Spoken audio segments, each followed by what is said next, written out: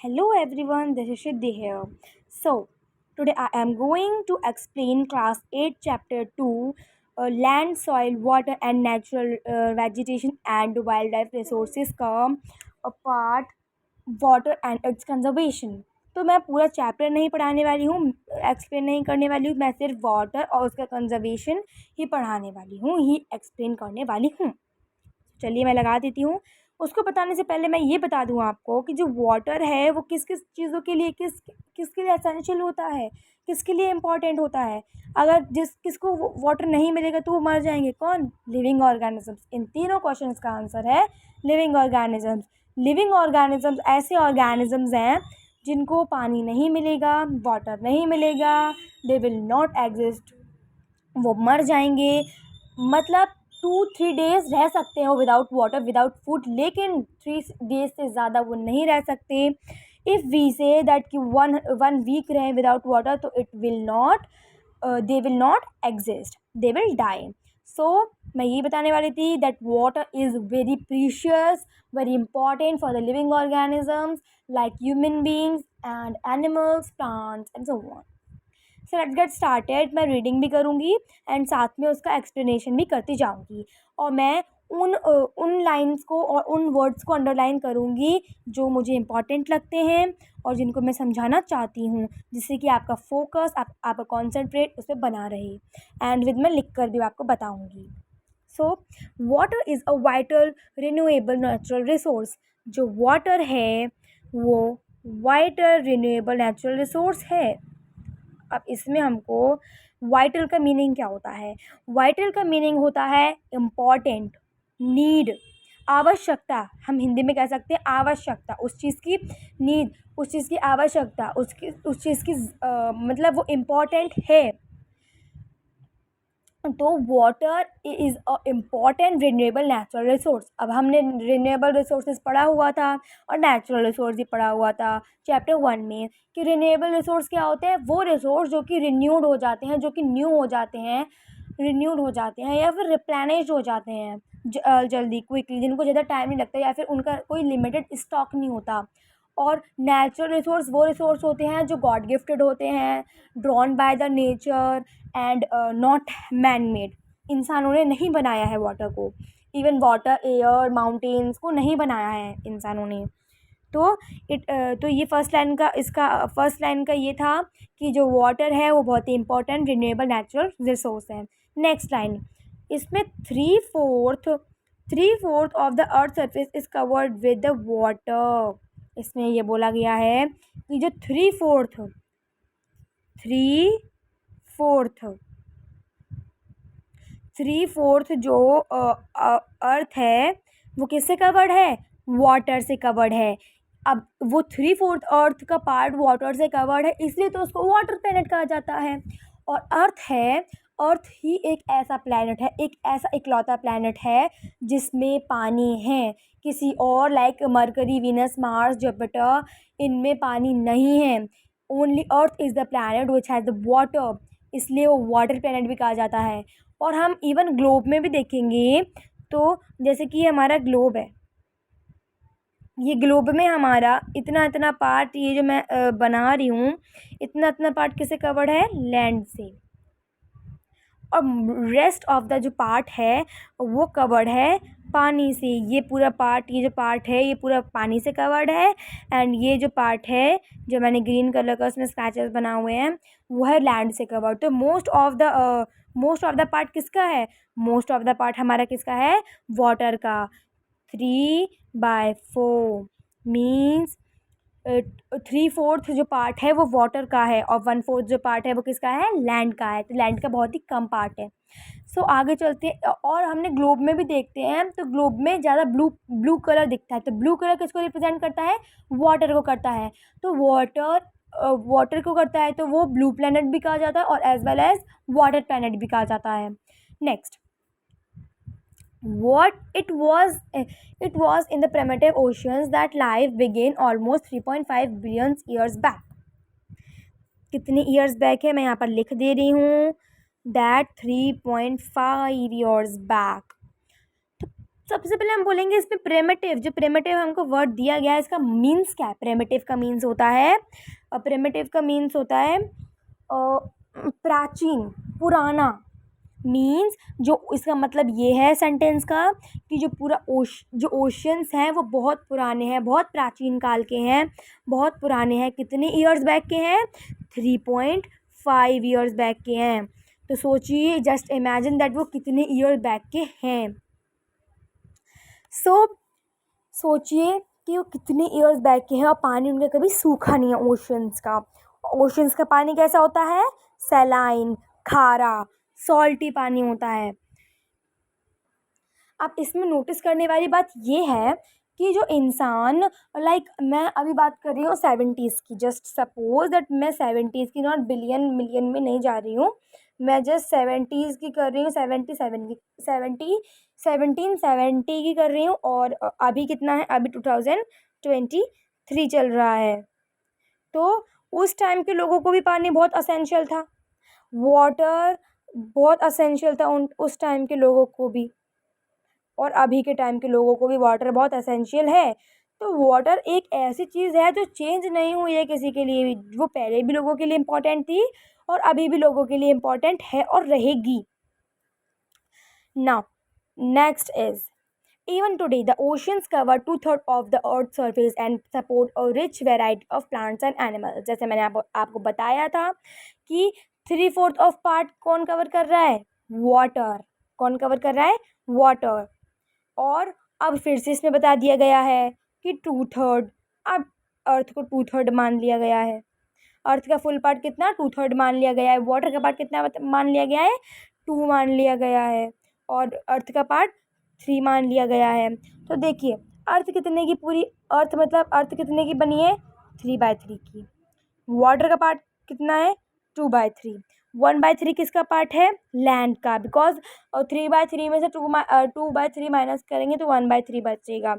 तो bye including these, इन दोनों को मिलाकर हमारी अर्थ बनती है एक।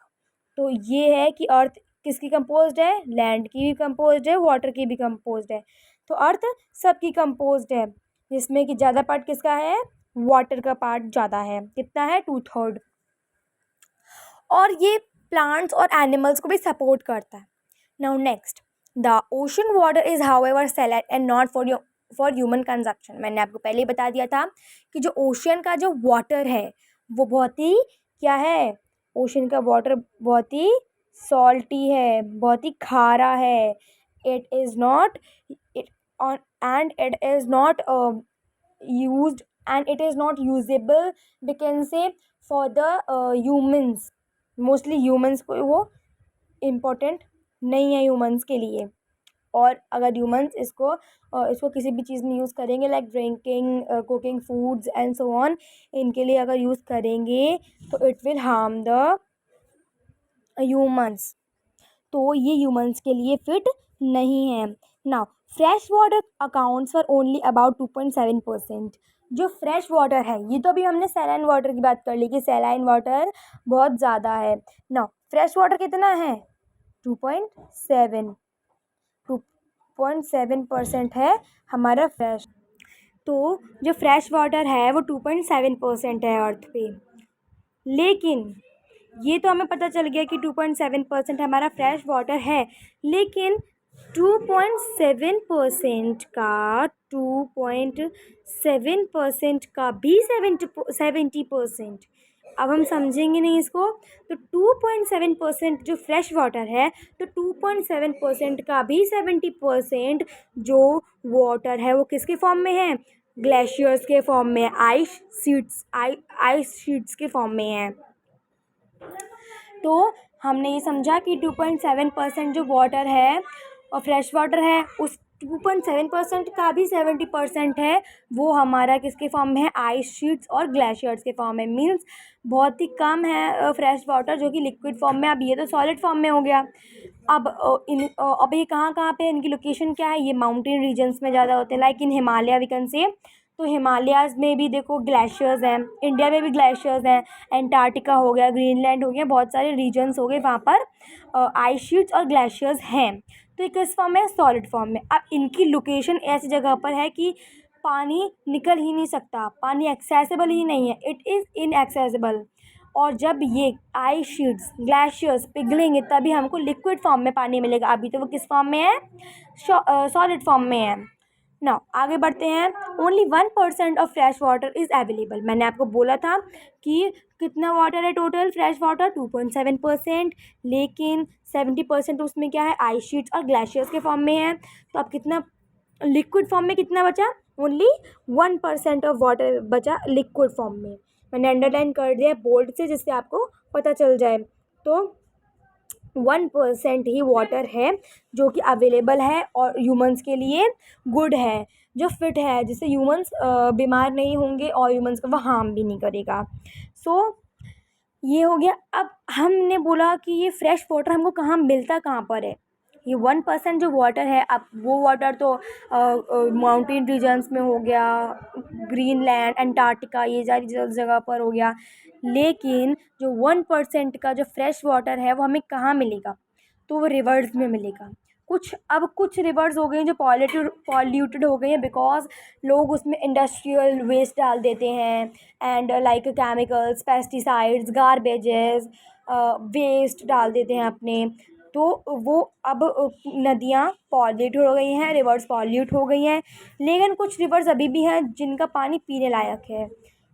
इट इज़ तो जो रिवर्स हैं वो पॉल्यूट हो गई हैं, लेकिन कुछ रिवर्स हैं जिनका पानी पीने लायक है, मतलब हम पी सकते हैं, ह्यूमन के यूज़ का है, इट इज़ गुड। तो कुछ रिवर्स ऐसी हैं, लेक्स भी हैं, और ग्राउंड वाटर है जो ग्राउंड वाटर जो मतलब अभी बोर हो रहा है, बोर कराते हैं लोग, तो वो ग्राउंड वाटर में आ जाता है, जिसमें फ्रेश वाटर मिलता है। तो ये तो हो गया हमारा लैंड पे। अब एटमॉस्फेयर पे भी भाप के रूप में, वाटर वेपर के रूप में वाटर होता है, भाप के रूप में एटमॉस्फेयर पे, ना कि लैंड पे, एटमॉस्फेयर पे वाटर होता है, वाटर वेपर के फॉर्म में, भाप के फॉर्म में। तो इतना तो हमने पढ़ लिया, इतना तो हमने पढ़ लिया कि हाँ वाटर किस फॉर्म में होता है, कितना परसेंट वाटर है, और ओशियन का वाटर कितना परसेंट है, और फ्रेश वाटर कितना है, कहाँ से मिलता है, किस फॉर्म में है, ये सब हमको मिल गया। नाउ नेक्स्ट आते हैं हम। Fresh water is there for the most precious substance on earth. अब इतना हमको ऑब्वियसली समझ में आ जाएगा कि जो फ्रेश वाटर है अब वो प्रीशियस हो गया हमारे लिए। जस्ट इमेजिन कि only 1% of water, fresh water, is usable for the humans. और भी है, लेकिन वो किस फॉर्म में है, सॉलिड फॉर्म में है, ग्लेशियर्स के फॉर्म में है, आइस शीट्स के फॉर्म में है। लेकिन जो लिक्विड के फॉर्म में वो ओनली 1% है। तो अब इसमें क्या होगा कि जस्ट इमेजिन कि 1% ऑफ वाटर में पूरी अर्थ यूज़ करिए, अर्थ के जितने भी लोग हैं यूज़ कर रहे हैं वाटर। तो सोचिए ख़त्म, और धीरे धीरे ग्लेशियर्स भी पिघलते जा रहे हैं, तो हमें पानी मिलता जा रहा है। और वैसे भी पानी ख़त्म नहीं होगा, बिकॉज वो क्या है, रिन्यूएबल रिसोर्स है, नेचुरल रिसोर्स है, रिन्यूएबल नेचुरल रिसोर्स है वो।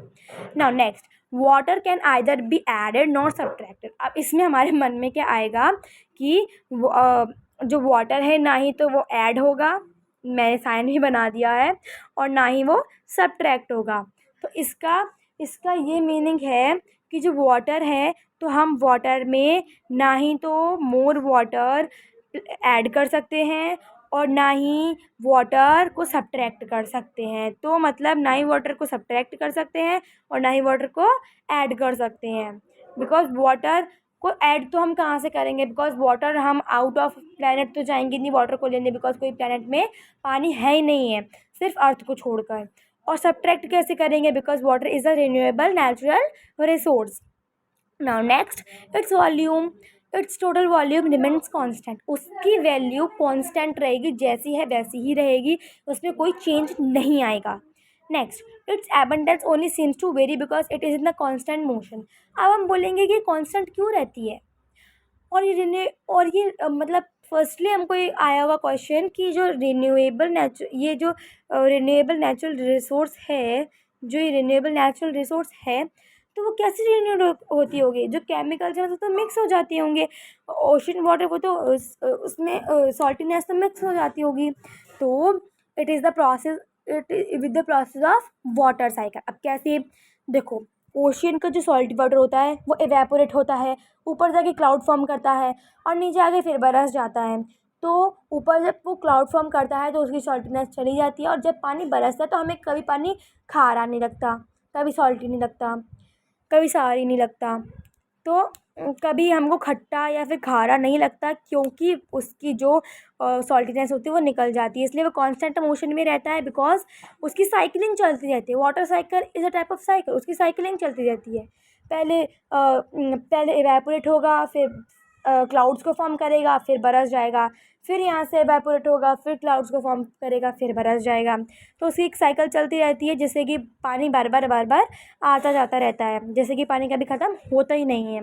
तो उसको हम वाटर साइकिल के फॉर्म में रेफर करते हैं। तो ये क्या है, वाटर साइकिल के फॉर्म में। तो ये मैंने आपको इतना पूरा कितना पार्ट समझा दिया, मैं आपको पूरा बॉक्स बना के बता देती हूँ कि मैंने आपको यहाँ से लेकर यहाँ तक का पार्ट मैंने समझा दिया है कि कितना परसेंट वाटर रह गया है, कितना परसेंट वाटर है। तो एक क्विक रिवीजन हो जाए इतने पार्ट का। तो चलिए बताती हूँ मैं कि वाटर कैसा रिसोर्स है, नेचुरल रिसोर्स है, रिन्यूएबल रिसोर्स है। कितना पार्ट है जो अर्थ का जो कवर्ड है वाटर से, 3/4 पार्ट है। वाटर मतलब जो प्लैनेट है, अब उसमें पानी ज़्यादा है तो वो क्या क्या कहलाता है, ब्लू प्लैनेट भी कहलाता है, और क्या कहलाता है, वाटर प्लैनेट भी कहलाता है। और ये ओशंस कब से हैं, बहुत पुराने, और कब से हैं, 3.5 बिलियंस ईयर बैक से हैं। और वो किस लाइफ को सपोर्ट करते हैं, प्लांट्स की लाइफ को, एनिमल्स की लाइफ को सपोर्ट करते हैं। कि ओशन वाटर किसके लिए हार्मफुल है, ह्यूमंस के लिए।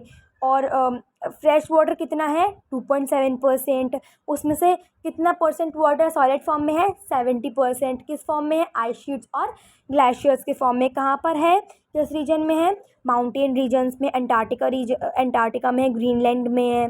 ठीक है। अब कितना कितना परसेंट पानी है जो लिक्विड फॉर्म में है, all the earth is using it, वो क्या है, 1% ऑफ वाटर है जिसको पूरी अर्थ यूज़ कर रही है।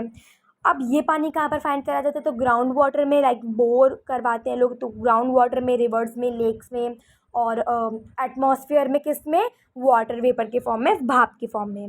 इसलिए फ्रेश वाटर क्या बन गया है, प्रीशियस सब्सटेंस बन गया है अर्थ का। ठीक है। वाटर में वाटर ना ही तो सब्ट्रैक्ट हो सकता है और ना ही ऐड हो सकता है, उसकी वैल्यू कांस्टेंट की कांस्टेंट रहेगी। अब भाई वो रिन्यूड कैसे होता है, by the process of water cycle. Because पानी की जो सॉल्टीनेस होती है, ओशन वाटर की जो सॉल्टीनेस होती है, वो एवेपोरेट होकर जाती है, और वहाँ पे सॉल्टीनेस जब क्लाउड्स फॉर्म होते हैं तब ख़त्म हो जाती है, और फिर वो बरस जाती है।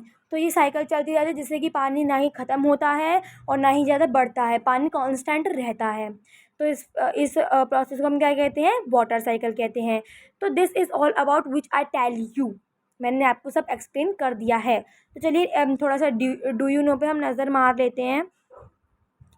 तो डू यू नो पे हम नज़र मार लेते हैं। तो डू यू नो पे हमको बोला गया है कि do you know a dripping tap wastage 1200 litres of water in a year.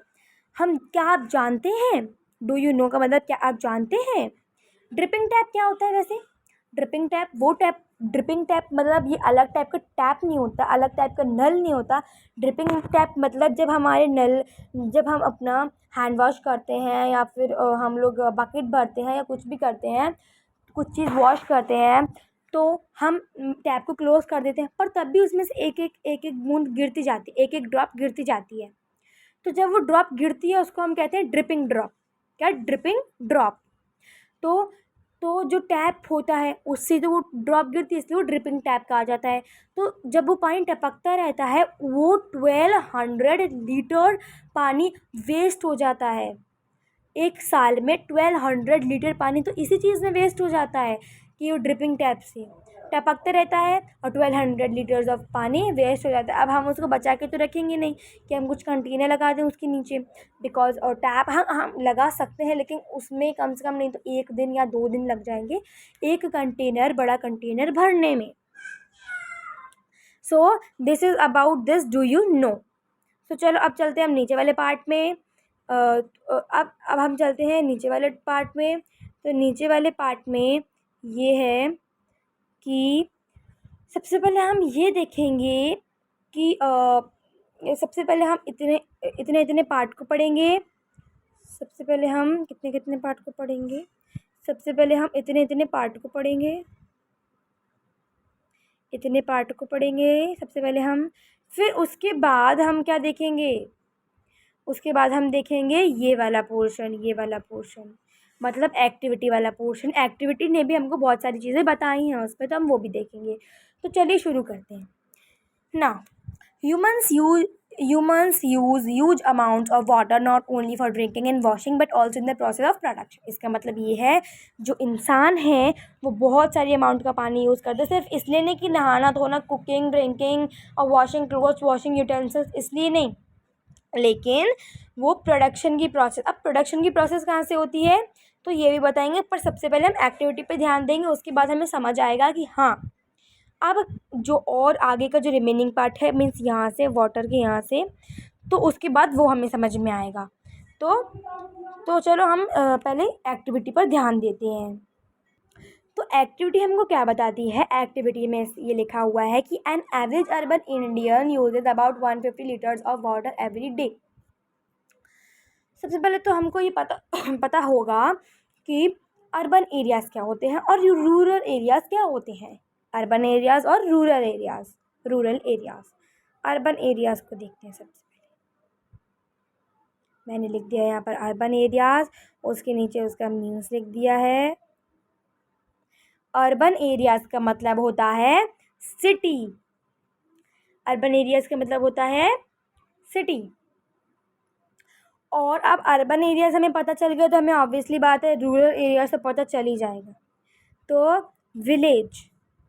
Village को क्या कहते हैं हम? अर्बन एरियाज़ नहीं कहते, विलेज को हम कहते हैं रूरल एरियाज़। सो रूरल एरियाज़ कहते हैं। तो अब हमें पता चल गया कि अर्बन एरियाज़ क्या होता है और रूरल एरियाज़ क्या होता है। तो अब इसमें बोला गया है कि एन एवरेज अर्बन इंडियन, मतलब एक एवरेज अमाउंट में जो इंडियंस हैं, अर्बन मीन्स सिटी के जो इंडियंस हैं, वो 150 लीटर्स पानी डेली यूज़ करते हैं। एवरी डे मतलब डेली, एवरी डे डेली एक ही चीज़ होती है। तो कितना लीटर्स पानी यूज़ करते हैं? वो 150 लीटर्स पानी यूज़ करते हैं एवरी डे, या फिर हम कह सकते हैं इसको पर डे के फॉर्म में भी हम कह सकते हैं उसको। Per day, every day, daily, ये एक ही फॉर्म हो गया। तो 150। चलो अब हम इसका समाप्त देखते हैं कि टोटल 150 लीटर्स कितना हुआ। तो सबसे पहले हम इसको पढ़ते हैं, यूज़ को, साथ में लीटर्स को ही पढ़ेंगे। तो अब हम इसमें पढ़ेंगे कि सबसे पहला है हमारा ड्रिंकिंग। सबसे पहले है हमारा ड्रिंकिंग दिस। तो ड्रिंकिंग रेफर्स, सो ये रहा ड्रिंक। तो ड्रिंकिंग कितना है? ड्रिंकिंग इसमें लिखा है यूज़ है drinking, cooking, bathing, flushing, washing clothes, gardening, washing utensils. और litres per person per day, मतलब लीटर्स में पानी यूज़ करते हैं पर पर्सन, मतलब हर एक पर्सन हर एक दिन में, एवरीडे, डेली। तो सबसे पहले हम ड्रिंकिंग का देखेंगे। तो ड्रिंकिंग में कितना मैं पीछे लीटर्स लगाती जाऊंगी जिससे कि हमको कोई प्रॉब्लम नहीं होगी। तो मैंने एल लगा दिया है, मीन्स एल, मैं ना बड़ा सा एल लगा देती हूँ जिससे कि हमें मतलब एक बड़ा सा एल लगा देती हूँ जिससे कि ये पूरा लीटर के फॉर्म में आ जाएगा। नाउ ड्रिंकिंग किस चीज़ के लिए यूज़ में होती है? ड्रिंकिंग का कितना लीटर्स पानी होता है, यूज़ करता है पर person daily? Bathing, flushing, cooking and तो सबसे पहले हम ये 3 देखेंगे। तो 3 में देखो, ड्रिंकिंग में 3 लीटर्स, मैंने एल लगा दिया है। ड्रिंकिंग में पर पर्सन 3 लीटर पानी यूज़ करता है। और कुकिंग में पर पर्सन 4 लीटर पानी यूज़ करता है। बाथिंग में पर पर्सन 20 लीटर पानी यूज़ करता है। और फ्लशिंग में पर पर्सन 40 लीटर पानी यूज़ करता है। क्लोथ्स को वॉश करने में 40 लीटर पानी यूज़ करता है। एंड गार्डनिंग में 23%। और वॉशिंग यूटेंसिल्स मतलब बर्तन धोने में 20 लीटर। मैंने परसेंट बोल दिया है तो सॉरी फॉर दैट, लीटर्स है सब में। तो सोचिए, एंड इसका टोटल आता है 150। इसका टोटल कितना आता है 150। तो 150 देखो, सबसे ऊपर 150 हमको पहले ही बता दिया गया था कि 150 लीटर्स पानी यूज़ करते हैं। तो ये इसका टोटल आ गया यहाँ पे, इसका टोटल आ गया यहाँ पे ना। इसमें अब हमसे बोला गया है कि can you suggest some ways to bring down this amount. मतलब तुम कुछ ऐसे रास्ते, कुछ ऐसे वेज बताते हो, तुम कुछ ऐसे वेज बताते हो जिससे कि तुम ये अमाउंट को ब्रिंग डाउन कर लोगे, लाइक ब्रिंग डाउन कर लोगे। जैसे कि मैं एग्जांपल देती हूँ कि हम suppose I am just writing कि हम लाइक बाथिंग में हम 2 बकेट्स यूज़ कर रहे हैं बाथिंग में, ठीक है। बाथिंग में 2 बकेट्स यूज़ कर रहे हैं। अब बाथिंग में 2 बकेट्स यूज़ कर रहे हैं तो हम 1 बकेट्स भी तो यूज़ कर सकते हैं उस केस में हम 1 बकेट भी तो यूज़ कर सकते हैं। इट इज़ पॉसिबल, हम कर सकते हैं, 1 बकेट में भी नहा सकते हैं, 2 बकेट। और हम उसकी जगह शावर में भी नहाते हैं, बहुत लोग तो शावर भी यूज़ करते हैं। तो इससे अच्छा हम बकेट यूज़ करेंगे। क्या यूज़ करेंगे हम? बकेट यूज़ करेंगे, और ओनली 1 बकेट में हम नहा सकते हैं। सो वाई वेस्ट 1 बकेट वाटर? हम 1 बकेट वाटर क्यों वेस्ट कर रहे हैं, एक और बकेट वाटर क्यों वेस्ट कर रहे हैं? तो इट्स लाइक दैट। हम जैसे कि क्लीनिंग में हम 2 बकेट्स मीन्स लाइक 3 बकेट्स हम यूज़ करें क्लीनिंग में, तो हम 2 बकेट्स भी तो कर सकते हैं। 1 बकेट नहीं करेंगे, 2 बकेट्स कर सकते हैं, 1.5 बकेट कर सकते हैं। सो इट्स लाइक दैट कि हम मतलब इस अमाउंट को हम डाउन कर सकते हैं, इस अमाउंट को हम 100 बना सकते हैं अगर हम वेज फॉलो करेंगे तो। नहीं तो अगर हमें मीन्स 2 बकेट्स के बजाय अगर हम 3 बकेट से भी नहाएंगे तो भी कुछ नहीं। तो वी कैन सेव। नाउ अब मैंने बोला था आपसे कि अब आपको समझ में आ जाएगा कि मैं क्या कहना चाह रही हूँ और मैं क्या पढ़ाना चाह रही हूँ। तो यहाँ से पढ़ेंगे, तो मैं कहाँ से अब हम कहाँ से पढ़ेंगे? हम पढ़ेंगे यहाँ से, water for agriculture industries generating electricity through reservoirs of dams or other uses. इसमें बोला है वाटर फॉर एग्रीकल्चर मतलब खेती बाड़ी, कृषि का कार्य, मतलब खेती बाड़ी, क्रॉप्स प्रोडक्शन, ठीक है। इंडस्ट्रीज़ मतलब हमें पता है इंडस्ट्रीज़ क्या होती है। इंडस्ट्रीज़ लाइक वी कैन से किसी चीज़ का प्रिपरेशन, किसी चीज़ का प्रोडक्शन। जनरेटिंग इलेक्ट्रिसिटी, अब जैसे कि आप मेरी ये वीडियो देख रहे हैं, लाइक आप मोबाइल चला रहे हैं, नॉट सीइंग द वीडियो, आप मोबाइल चला रहे हैं and you are seeing the video. तो आप मोबाइल किस वजह से चला पा रहे हैं? बिकॉज आपका मोबाइल चार्ज है। चार्ज कहाँ से हुआ? बिकॉज इलेक्ट्रिसिटी आई। तो इलेक्ट्रिसिटी कहाँ से जनरेट होती है? वाटर से जनरेट होती है इलेक्ट्रिसिटी। इलेक्ट्रिसिटी किससे जनरेट होती है? वाटर से जनरेट होती है। तो एग्रीकल्चर इंडस्ट्रीज जनरेटिंग इलेक्ट्रिसिटीज़, ये किससे जनरेट होती हैं? वाटर से। ये किससे बनती है? वाटर से। अब पानी कहाँ से आएगा? कहाँ से बनती हैं ये? तो ये बनती हैं dams, reservoirs of dams, through reservoirs of dam. मतलब डैम होता है जो हम, जैसे कि near the Gwalior Tigra dam is there.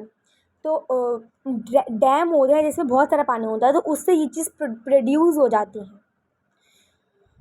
सो अब इतना तो हमें पढ़ लिया कि भाई वाटर से और क्या क्या हो सकता है ये प्रोसेस को छोड़कर, लाइक बाथिंग और washing clothes and so on in process. ये तो डेली लाइफ वर्क है, लेकिन और भी तो प्रैक्टिसेस हैं, और भी तो प्रोसेसेस हैं, उनके लिए भी यूज़ होता है। तो हमने ये भी देख लिया कहाँ से जनरेट होता है और वाटर कहाँ से आता है, ये सब हमने देख लिया। अब हम आगे बढ़ते हैं। आगे वाले थोड़ा सा ध्यान से पढ़ना because it is important.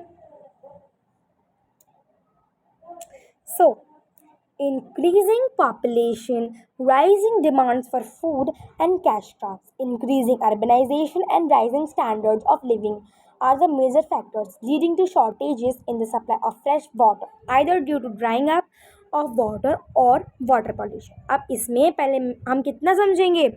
Food तक समझेंगे। हम कितना समझेंगे, increasing population rising demands for food, इतना समझेंगे हम।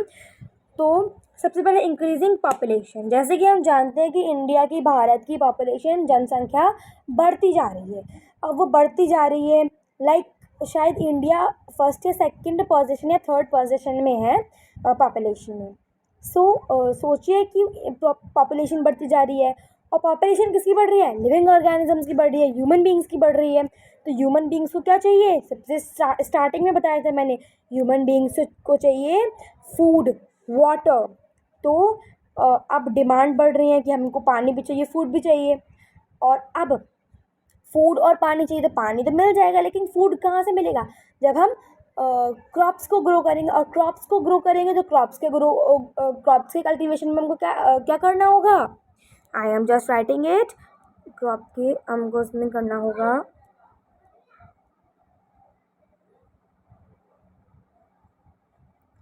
irrigation. Irrigation is the most important for the cultivation of crops.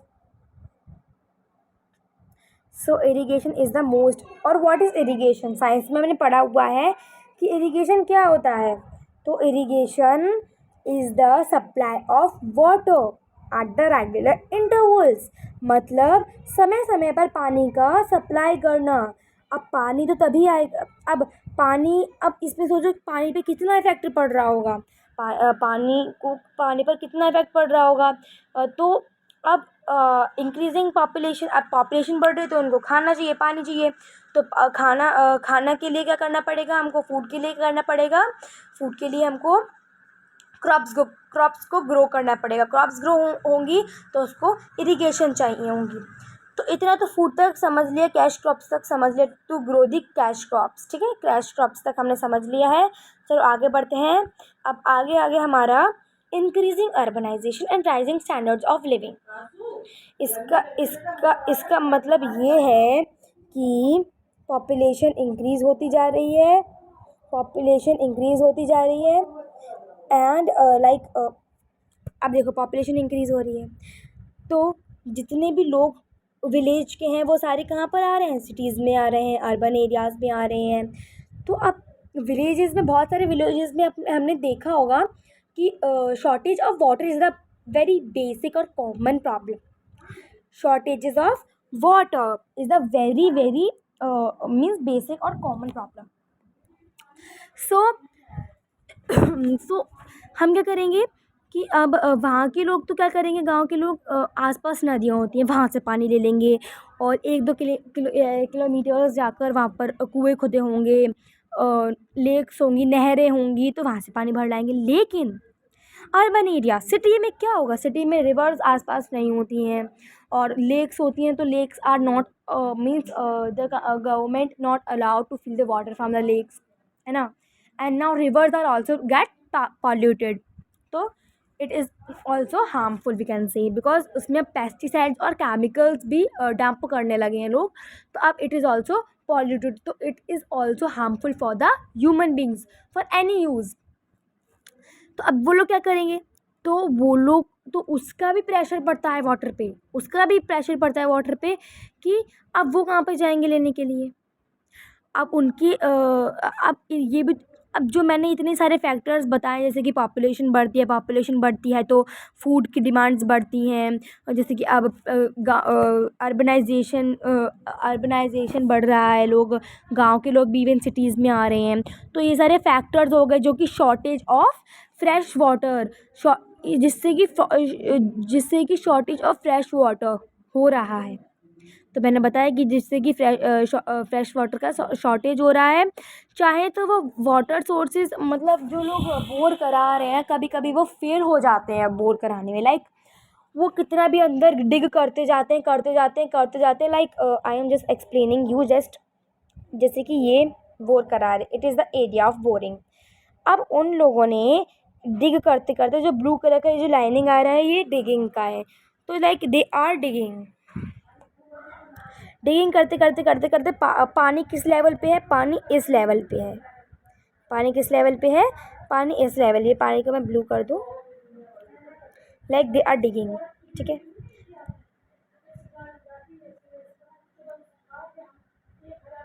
So it so it is the water, यहाँ पर पानी है और उनने बहुत अंदर डिग कर लिया लेकिन उनको पानी नहीं मिल रहा है। मतलब उनका ये एरिया है, यहाँ से वो डिग करे लेकिन उन्होंने इतना अंदर डिग करते जा रहे हैं, करते जाते लेकिन उनको पानी नहीं मिल रहा है। पानी की लेवल, वाटर की लेवल बहुत ज़्यादा नीचे और लोग इतना डिग नहीं कर रहे हैं।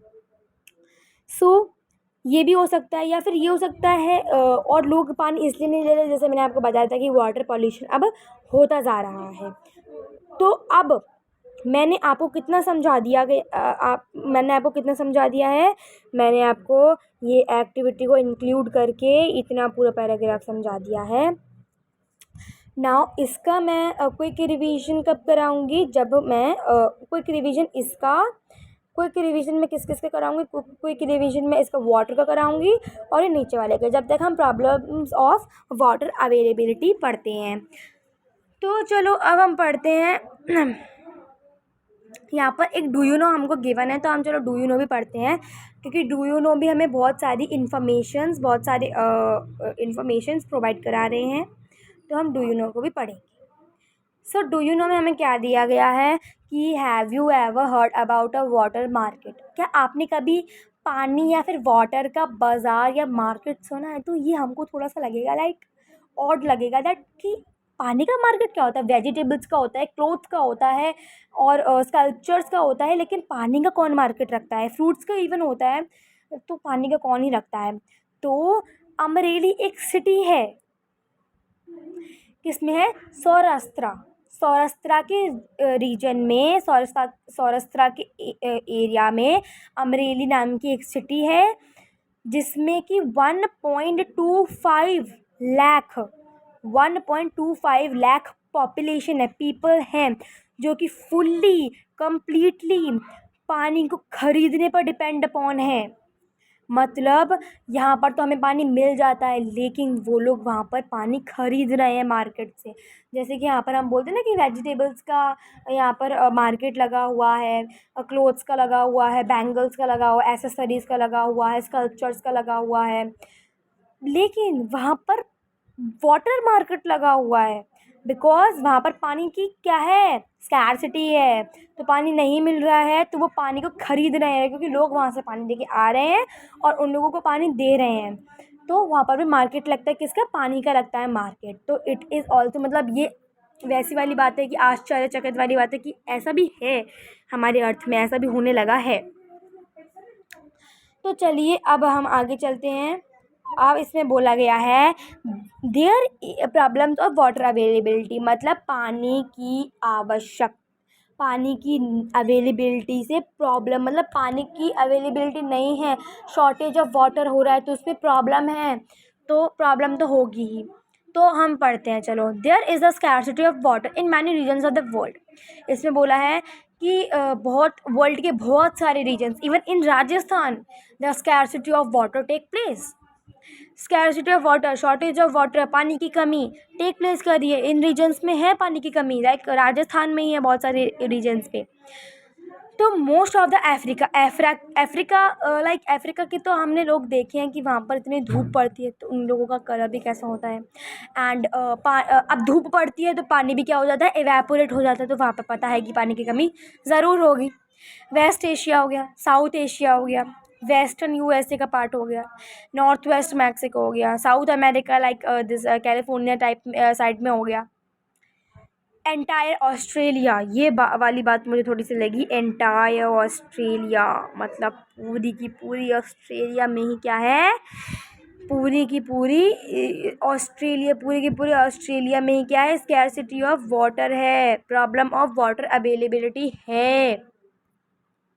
क्या है, प्रॉब्लम ऑफ वाटर अवेलेबिलिटी है, कहाँ पर है, एंटायर ऑस्ट्रेलिया में, और सारे रीजन्स में, लेकिन पूरी ऑस्ट्रेलिया में ही है। तो ये थोड़ी सी वैसी बात है मुझे लगी। नाउ आगे चलते हैं कि these are facing shortages in fresh water supply. अब ऑब्वियसली बात है कि देखो, saline water is harmful for every human के लिए सैलाइन वाटर, सॉल्टी वाटर, खारा पानी बहुत ही ज़्यादा हार्मफुल है, बहुत ही ज़्यादा ख़तरनाक है, हानिकारक है। तो अब ये लोग क्या कर रहे हैं कि ये लोग फ्रेश वाटर इनको चाहिए। फ्रेश वाटर तो हम भी पीते, तो फ्रेश वाटर इनको चाहिए, तो ये उस चीज़ के शॉर्टेज शॉर्टेज शॉर्टेज फेस कर रहे हैं।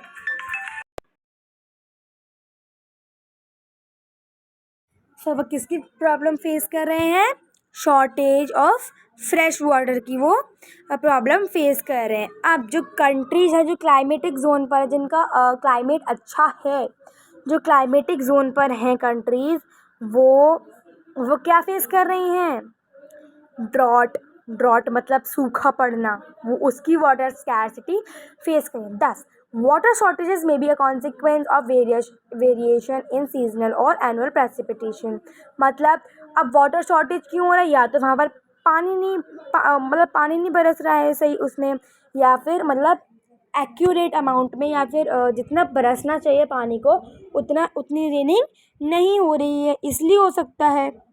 या फिर कॉन्टामिनेशन ऑफ वाटर सोर्स। अब कॉन्टामिनेशन ऑफ वाटर सोर्स क्या है, मैं आपको समझाती हूँ कि लाइक ये है वाटर, पूरा मैंने आपको ये वाटर दे दिया पूरा, तो ये वाटर मैंने आपको ये दे दिया कि ये रहा आपका वाटर, तो ये है आपका वाटर, मैंने आपको पानी दे दिया, लेकिन इसमें वेरियस टाइप के कूड़े कचड़े हुए हैं, इसमें वेरियस टाइप के कूड़े कचड़े हैं, है ना। So which is very harmful for the people, है ना, वेरियस टाइप के कूड़े कचड़े हैं। सो यही है कि इसमें वेरियस टाइप के कूड़े कचड़े हैं, तो आप क्या बोलोगे? ये आपके यूज़ के हैं ही नहीं, बिकॉज इसमें तो कूड़ा कचड़ा है, तो ये आपके यूज़ के है ही नहीं। तो इसको हम कॉन्टामिनेशन ऑफ वाटर सोर्सेज कहते हैं कि वाटर सोर्सेज ख़राब होते जा रहे हैं। नाउ अब हमें इसमें एक ये पिक्चर है, फिगर है, river Yamuna is getting polluted due to sewage, industrial effluents and garbage। मतलब जो रिवर यमुना है वो पॉल्यूटेड होती जा रही है, क्यों? क्योंकि उसमें सीवेज जा रहे हैं, सीवेज के पाइप्स लगे हुए हैं, एंड उसमें गार्बेज है, उनके इंडस्ट्रियल वेस्टेज उसमें डंप होते जा रहे हैं। सो ये हो गया हमारा क्या, हमारे ये river Yamuna, even river Ganga is also get polluted, because वहाँ पर भी लोग अपना पूजा का जो वो पूरा वो करते हैं, पूजा का जो सामान है, मटेरियल है, वो डंप करते हैं, तो विसर्जन करते हैं, है ना। तो ये उसमें भी एक गार्बेज डंप होता है, पाइप्स, सीवेज के पाइप्स लगे होते हैं, वो भी एक तरीके से वो क्या हो गई है, वो भी एक तरीके से पॉल्यूट हो गई है। Now conservation of water resources. अब कंजर्वेशन ऑफ वाटर रिसोर्सेज हम कैसे कर सकते हैं? तो मैंने आपको पहले भी एग्जांपल दिया कि आप 2 बकेट से नहा रहे हैं तो आप 1 बकेट से नहाइए। आप जैसे कि आप कुछ सिंपल सा यूज़ है, जैसे कि आप क्लीनिंग कर रहे हैं तो आप 3 बकेट्स में कर रहे हैं तो आप 2 बकेट्स में कीजिए, ऐसा करके, है ना। तो हम पढ़ते हैं कि इसमें क्या गिवन है, तो conservation of water resources. So इसमें हमको गिवन है कि access to clean and adequate water sources is a major problem facing the world today. मतलब सबको क्लीन पानी चाहिए। अब ये भी तो एक मेजर प्रॉब्लम हो गई जो सभी देख रहे हैं आज, कि भाई हमको क्लीन पानी नहीं मिल रहा है, डर्टी पॉल्यूटेड पानी मिल रहा है, गंदा पानी आ रहा है, इवन कहीं कहीं तो सीवेज का पानी भी आ रहा है। तो अब हमें क्या करना है, स्टेप्स मतलब हमें इन रिसोर्स को कंजर्व करना है, बचाना, संरक्षण करना है इनका। तो even though water is a renewable resource, हम सब जानते हैं कि स्टार्टिंग में ही पढ़ा था कि वाटर एक रिन्यूएबल रिसोर्स है जो कि रिन्यू हो जाता है। It's over use and pollution make it unfit for use. मतलब इसका हम ओवर यूज़ करते हैं या फिर इसको पॉल्यूट करते हैं तो ये क्या है, अनफिट है यूज़ के, ये फिट नहीं है यूज़ के लिए। अब जैसे कि सीवेज, मैंने आपको बताया कि सीवेज के पाइप ज्वाइन कर दिए क्लीन वाटर फ्रेश वाटर में, है ना। एग्रीकल्चर का केमिकल्स, पेस्टिसाइड्स हो गए, कॉन्टामिनेंट्स हो गए, आपके गार्बेजेस हो गए, तो ये मिल जाते हैं तो वो वाटर कैसा हो जाता है, पॉल्यूट हो जाता है। वो वाटर कैसा हो जाता है, बहुत ही गंदा हो जाता है, because they pollute water with nitrate chemicals, metal, pesticides. Pesticides it's very harmful. हम सब जानते हैं जिसको कीड़े मारने की जो दवा होती है उसको पेस्टिसाइड्स कहा जाता है, तो वो कितनी ज़्यादा हार्मफुल होगी। नेक्स्ट हमको पिक्चर में दिया गया है वाटर स्प्रिंकलर, या फिर हम वाटर स्प्रिंकलर, या फिर हम इसको स्प्रिंकलर सिस्टम भी कह सकते हैं। तो it is also very means like useful or which minimize the wastage of water, जिससे कि पानी का वेस्टेज ज़्यादा नहीं होगा। Like most of these chemicals are non biodegradable and reach human bodies through water। बहुत सारे केमिकल्स वो होते हैं जो नॉन बायोडिग्रेडेबल होते हैं, जो कि सॉइल के साथ नहीं मिल पाते हैं, और वो ह्यूमन बॉडीज़ में कहीं ना कहीं से पानी के द्वारा पहुंच जाते हैं, और जो ह्यूमन बॉडी होती है वो क्या हो जाती हैं, बीमार हो जाती हैं। Water pollution can be control by treating these influential suitably before releasing them in water bodies. हमको एक बार सोचना चाहिए कि हम वेरियस टाइप की अगर हम इसमें अब जैसे कि वाटर है, तो वाटर में हमें सोचना चाहिए कि हम अगर इसमें सीवेज का पाइप्स ज्वाइन करेंगे, ऐड करेंगे, तो कोई ना कोई इस पानी को पीता भी होगा, तो ये उसके लिए भी हार्मफुल है। ऐसे भी तो हम सोच सकते हैं ना। Now forest and other vegetation cover slow the surface run of and replenish underground water. जो फॉरेस्ट है और जो दूसरी टाइप की वेजिटेशन है, जैसे कि जो फॉरेस्ट है और डिफरेंट टाइप्स ऑफ वेजिटेशन है, वो मतलब सरफेस में रन ऑफ करते हैं और मतलब रिन्यू करते हैं, रिप्लेनिश करते हैं अंडरग्राउंड के वाटर को। Water harvesting is another method to save surface run off. मतलब वाटर हार्वेस्टिंग भी एक ऐसा मेथड है जो कि सरफेस के रन ऑफ को सेव करेगा। Now, the canal used for irrigation field should be properly linked to minimize losses by water seepage। मतलब जो कैनल्स हैं जो इरिगेशन मतलब फील्ड में लगे हुए इरिगेशन के लिए, तो उनको हम ऐसा कर सकते हैं, मतलब जितना पानी आया थोड़ा मिनिमाइज़ कर देंगे। इरिगेशन के मेथड जैसे कि स्प्रिंकलर सिस्टम हो गया, ड्रिप सिस्टम हो गया, तो इसको हम यूज़ कर सकते हैं उसमें। Now, sprinklers effectively irrigate the area by checking water losses through seepage and evaporation। जो स्प्रिंकलर्स हैं वो एक टाइप का पार्ट है, मतलब एक टाइप का टाइप है इरिगेशन का। तो जो वो उसी एरिया को इरिगेट करेगा जहाँ पर उसको लगेगा कि यहाँ पर पानी कम है। In dry regions with high rates of evaporation, drip or trickle irrigation is very useful। जैसे ड्राई रीजन्स जहाँ पे जैसे कि मतलब उतना पानी नहीं होता और ड्रॉट होने लगता है, वहाँ पर ज़्यादा एवेपोरेशन होती है, बिकॉज वहाँ पर इतना पानी होगा वो सीधा एवेपोरेट होगा और वो क्लाउड को फॉर्म करेगा, रेन करेगा, तो फिर वो एवेपोरेट होगा, तो वहाँ पर एवेपोरेशन ज़्यादा होती है।